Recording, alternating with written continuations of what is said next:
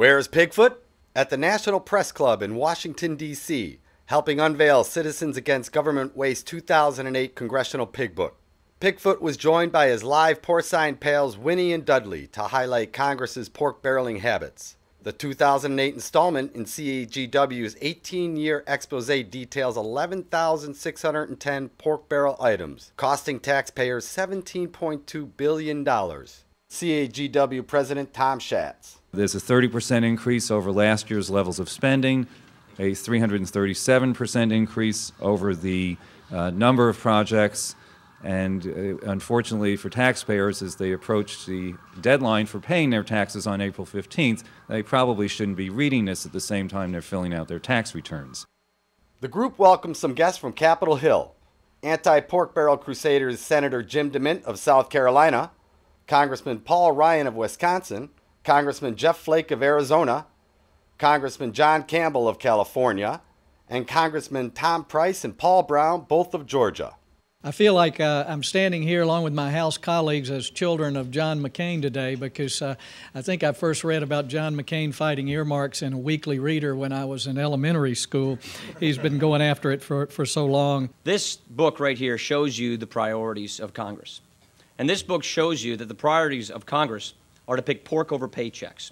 I'm proud to stand with my colleagues here and want to commend Citizens Against Government Waste for bringing into focus the ridiculousness of some of the programs that have been adopted in earmarks. The French Kiss-Off Award goes to Congressman Mike Thompson of California, who added $211,509 for fruit fly research in Paris. The Narcissist Award had many able candidates, but it was an easy decision to give it to House Ways and Means Committee Chairman Charlie Rangel for $1,950,000 for the Charles Rangel Public Service Center at the City College of New York. The Taxpayers Get Steamed Award goes to Maine Senator Susan Collins and Olympia Snowe, along with Congressman Tom Allen, for $188,000 for the Lobster Institute. And they have a wonderful website. You can go on, you can see the lobster cam. The Taxpayers Get Teed Off Award goes to House Majority Whip James Clyburn of South Carolina for $3 million added in the defense bill for the First Tee, which is an organization that teaches young people how to play golf. You got the real pigs, you got the big pink pig.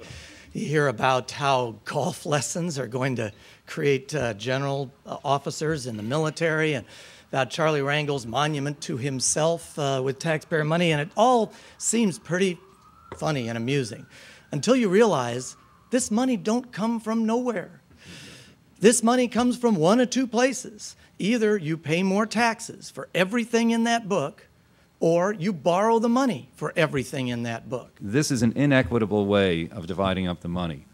It goes mostly to the members of the appropriations committees. The names that we could identify, 55% Democrats, 44% Republican. That's a majority-minority split that's been approximately 60-40, 55-45 over the years. So this is taking a pile of money and just dividing it up because there's an opportunity to do so. But it's not just ridiculous programs. The system that we have right now is corrupt, and it's corrupting. And to bring focus to that, a very powerful individual in the House of Representatives has had defense contractors move into his district because they believe it will result in more money for their business. That's a system that's corrupt, and it's a system that's corrupting. The whole budgetary process is wasteful. The whole budgetary process is corrupt. If Congress can't fix this problem, do you think that Congress will have the moral authority to address the real giant fiscal challenges on our horizon, namely the baby boomers retiring, our unsustainable entitlement programs? And the answer is no. The earmarking process has changed the perspective and I think perverted the whole purpose of Congress, to the point where we're no longer looking at a federal role, a constitutional role that has been specified, as Paul has said. We now believe our role is to get money and benefits to particular groups and to particular areas of the country. And if you ask most congressmen and senators, I think because of the earmarking process, they think they're here representing their districts and their states. Instead of being representatives from their states and districts, to the United States of America. Some will say earmarks only represent 2% of the federal budget. That is true. But when we earmark, we don't look at the rest of the federal budget. The Appropriations Committee, when it has to deal last year with 36,000 earmark requests, they simply don't have the time or resources to do any other oversight. The first PIG book was issued in 1991, 512 projects, $3.2 billion, and we're very patient when it comes to seeking these kinds of reforms. I can't tell you how thrilled I am that we've gotten a vote on a moratorium in the Senate. Let's have a moratorium for 1 year and let's bank those savings.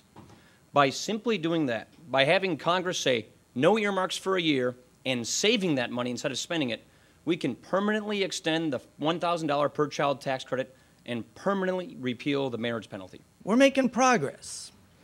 We're finding out more of these now. We're finding out who did them more, and I think in some cases there might possibly be a little embarrassment and shame at work. The Democrats, I applauded the rule that they put in place in January, or last January. I thought it was, in fact, a little better than we'd done as Republicans the previous fall. But rules are only as good as your willingness to enforce them. And the rules that have been there in terms of airdropped earmarks or bringing bills to the floor and giving members time to take the intelligence authorization bill, for example. We didn't get the list of earmarks until after the deadline to submit earmarks for amendment. And so there have been games that have been played, and frequently you've had instances where the chairman of the committee has submitted a statement saying there are no earmarks in this bill, which means we can't challenge any earmarks in the bill, when other members have already claimed credit for earmarks in the bill. We've had some good reforms. We need more. Transparency is not enough.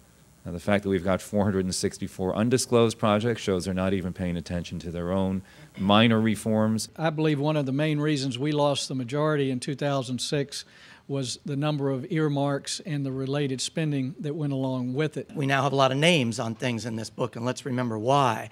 That's because a group of us standing up here made a stand on the House floor and used a bunch of procedural things, and about 2 o'clock in the morning, one morning, David Obey and the Democratic leadership agreed that they would disclose everything. And prior to that, the Chairman Obey of the Appropriations Committee had said, don't worry, I'll take all the 31,000 requests and we'll look at them all, and we in the Appropriations Committee will decide what's good and what's bad, and we'll just put it in there, and don't worry, it will all be scrutinized. Well, that's great, but it should be scrutinized.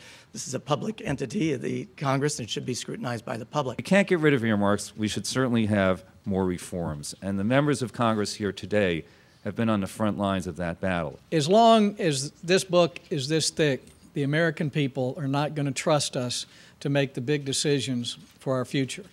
They're not going to trust us to make the right decisions about what we spend for our military or how we handle Social Security and Medicare, and for good reasons. If the people outside the Beltway let the people inside the Beltway know that they don't want their taxes going up or borrowing more money for this stuff, then eventually it will stop. We hope that the message is being received on Capitol Hill that taxpayers are really fed up with this whole process, and they want to see the end of earmarks, and short of that, a lot more reform.